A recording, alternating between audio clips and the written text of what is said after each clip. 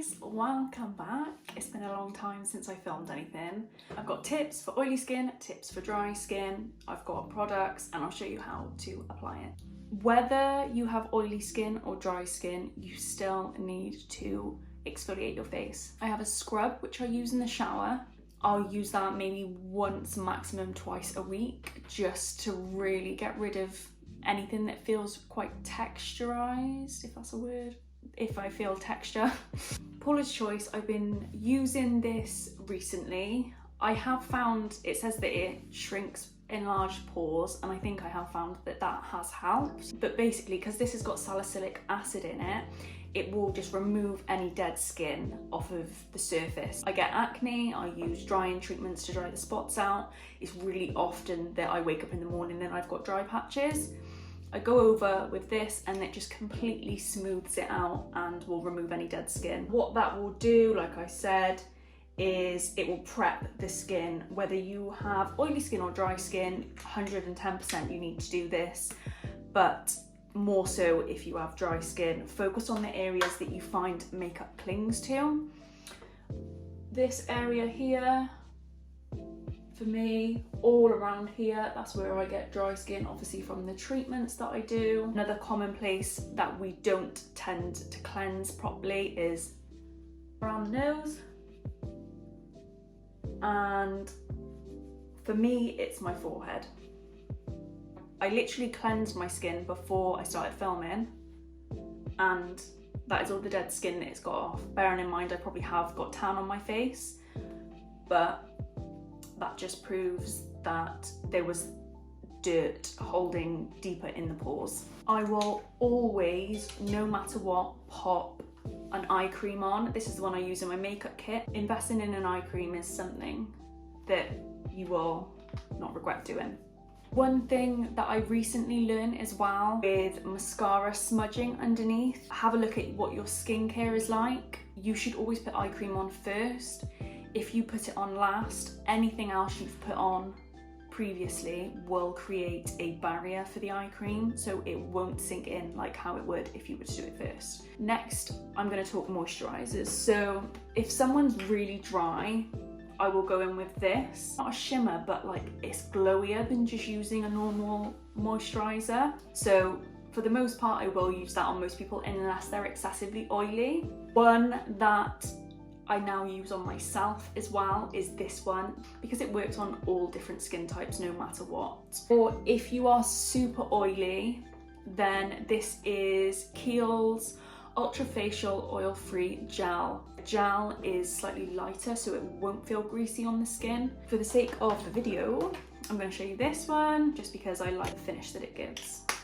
That's the way it looks on the back of my hand. And I'm gonna really work this into the skin. Don't worry if you're oily. If you have oily skin, it can be because it's not hydrated enough. So your skin will overcompensate for the amount of oil that it produces. Another thing that I've learned as well is no matter how many mattifying things you put on to try and keep the oils at bay, skin will always produce oils throughout the day. It produces more oils when you have makeup on, but there is nothing you can do to completely stop your face from looking oilier throughout the day. If you have matte skin or you prefer to have totally matte skin, it will be more obvious when your skin gets oily, which is why I prefer to have more glowier skin. One place that you do always notice that gets super oily first will be your nose and obviously your forehead. If you find your makeup isn't lasting, it could be because you're going in with your skincare and then going straight to your makeup, like starting your foundation and all straight away, and you've not let the moisturizer and all the other skincare sink into the skin, so it's too slippery and it won't sit on top very well and it won't last. So once we've done the moisturizer, the next thing I'm going to do is prime the skin. I will always spritz my face with this. This is super handy if you are more on the dry side. Another one that I like is the Iconic one, because I've only recently purchased this, but this is really nice again for just adding a little bit more glow, even with oilier people with oilier skin. I will always spray. So this is a primer, it's also hydrating as well. People with oily skin is a pore filler, and it will also slightly mattify the skin. Don't want to take too much of this because it can lift because of the consistency of it, so it can make the foundation peel off. I've got the smallest amount and I am just going to go over my cheeks, and you'll see I'm not rubbing it like that, I'm pushing it, really working it into the areas on my cheeks, mainly because I've got pores there. So I'm not picking it up and then going directly with a blob on my face. It's really awkward to do, but I'm almost like warming it up on my hand and then taking whatever is left. Dry people, I will mix either a little bit of this if I don't have a tinted moisturiser or something more hydrating in the right shade. I will mix that with the foundation. This is one that I've just got in my own makeup bag. It is a hydrating tinted moisturiser from Morphe with my Studio Fix. If someone had oily skin, I would just go straight in with the Studio Fix. And the brush I'm using is just a little stippling brush from MAC. Hardly touching the skin. You'll see if I really buff it in and I'm putting a lot of pressure, can you see how you can still see my skin there? Whereas if I'm hardly touching the skin and just buffing it over, I am not really moving the product around. I'm almost just making sure that it is sitting properly on the skin. So I've got quite a bit of coverage here where I've hardly touched the skin, compared to here where you can still see the redness because I was pushing the brush a bit too hard, which basically means you're pushing the foundation into the brush and you'll use a lot more product. It's angled, so I'm basically just using that top end. And then as I go around here, I'll like press. If I'm layering, doing a second layer to build the coverage up, I'll press it into the skin. If someone had super dry skin, even after prepping the skin well, you might find that you prefer to just pat it like this, so you don't disturb any dry patches that are underneath the skin, because that can easily make them lift if you buff too hard, and then you'll have little bits of dead skin over the surface, so it might look a little bit cakey. And you'll see I've not gone under my eye because we'll put concealer there. If you find that mascara smudges, things like that, try not putting foundation under there. If whilst you're doing the foundation you see any areas that are really quite dry, like I'm seeing here on myself is quite dry, take a cotton bud and a little bit of your, this is the Pixie one that I would use with the salicylic acid in, so it is going to exfoliate the dead skin off. If there's anything that you can see whilst you're still doing that same step, like now, it's not too late for me to remove it, whereas if you ignore it and keep trying to put things on top, that is when it looks cakey. For example, if you've done that and you can still see it looks a little bit dry, but it looks better than it did, but you can still see dryness, maybe try it once or twice. If that isn't working, then I would just leave it. In terms of people with oily skin, you won't really notice as many issues until we get towards powder and bits at the end. If you wanted to build coverage, I would do one thin layer like what I have now, and then go back over with a tiny bit on the brush and just stipple over where you want more coverage. Focusing more on the outer parts of the face because we'll put concealer in the center. This is Pro Long Wear Concealer. I love this concealer because it's very creamy, but it doesn't budge. For concealer, I'm just going to use a little brush on myself. You can use whatever you want to apply concealer, but just take the same technique and just adapt it to whatever you decide to use. So I will always place the product where I know that I want coverage. So I know I'm going to want more coverage on the inner corner by here, especially on this bit because it gets, naturally that's where we get quite dark.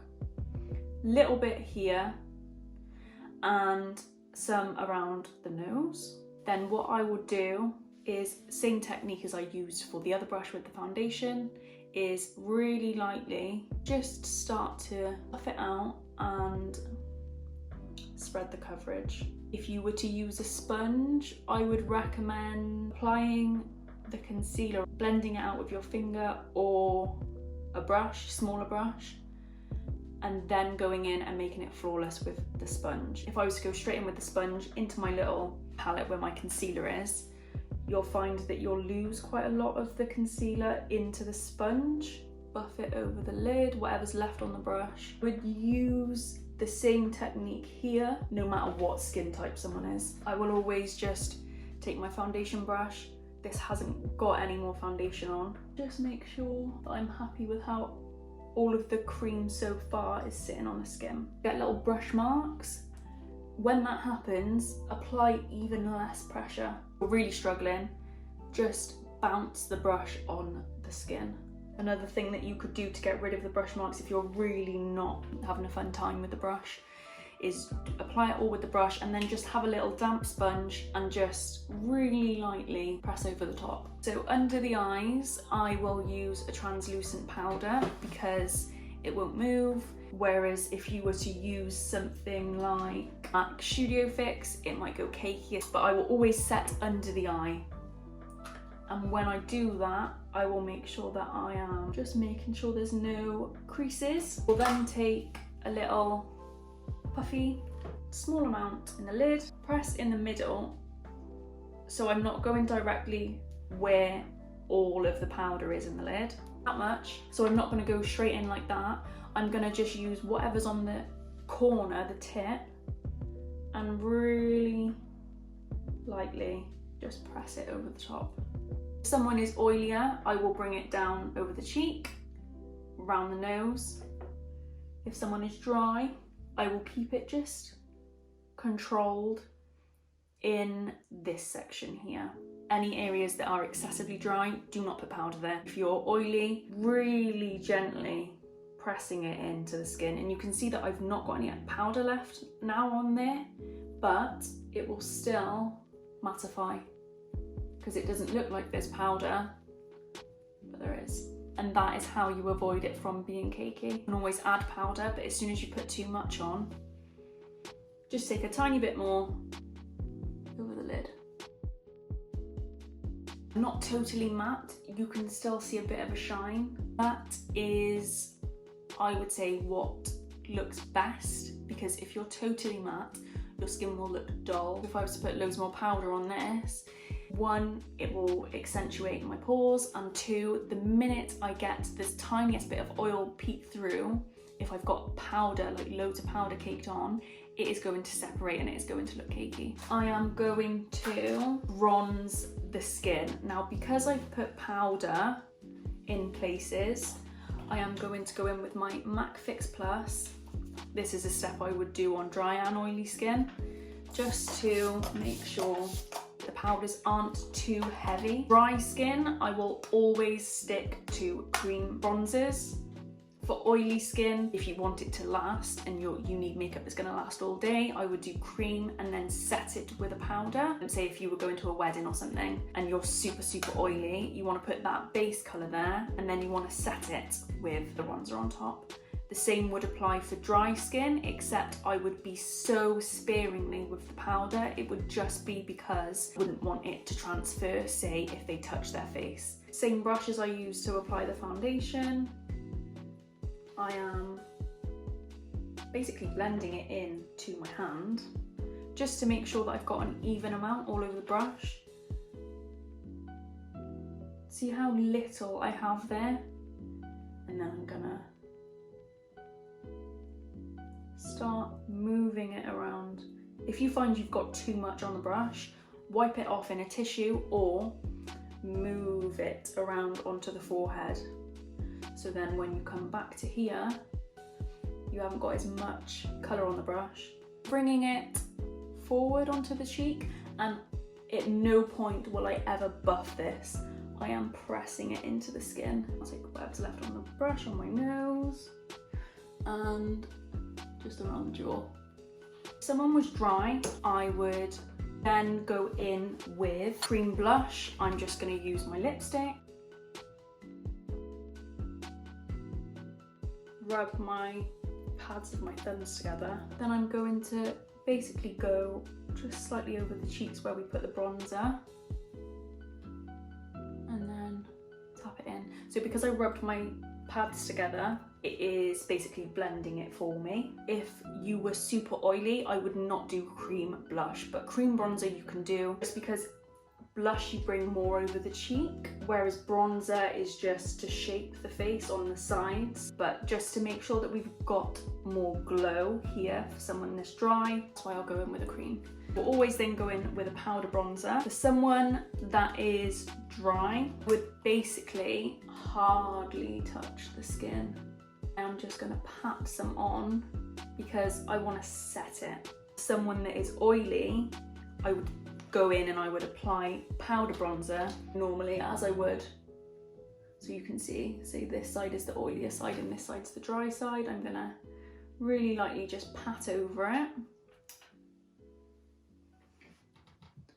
And then for someone that is oily, I can be a little bit heavier handed with it because it's less likely that they've got dry skin that doesn't want to be disturbed. If you think that you've brought the bronzer too low, spray your face with your Fix Plus.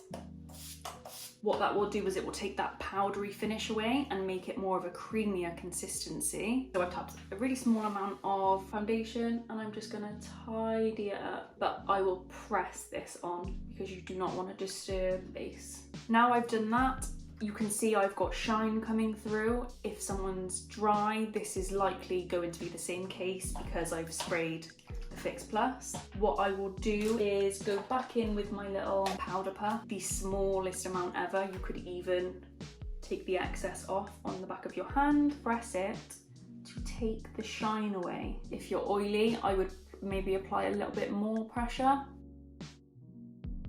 So you can see I'm really pushing it into the skin to get rid of that shine. If you've got oily skin, I would go on to powder blush. If you're dry, I would probably leave the cream blush just so then you've got that natural glow there. You can see I've used the same brush and I've used the same technique. If you've got a bigger brush like this one, it's got long bristles, very minimal pressure and just really lightly. You can see it's hardly moving the brush. It's just the tip of the bristles. That is how I would apply it on the powders on top of, I can't even speak. That is how I would apply the bronzer and the blush if it was a powder. Once that is done, I'll go in with a highlighter. I'll always use the same highlighter, whether you're oily or dry, just because I think this is just lush. That's what I've got on my body, and I'll take a bit on my finger. I'm working it into my hand because then it's way easier to blend. This goes well on top of powders as well, but if you've got a lot of powder on, I would always just go in with your Fix Plus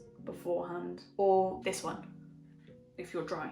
I wouldn't use one like this at this stage because that is actually going to set the makeup and make it last. You can see my cheekbones look nice and healthy. I've got a little bit of a glow, but I wouldn't say that it looks oily. It just looks like skin. If you want a little bit more powder, say like this section here, I can see that it looks more oily than it does glowy. Just pat it over.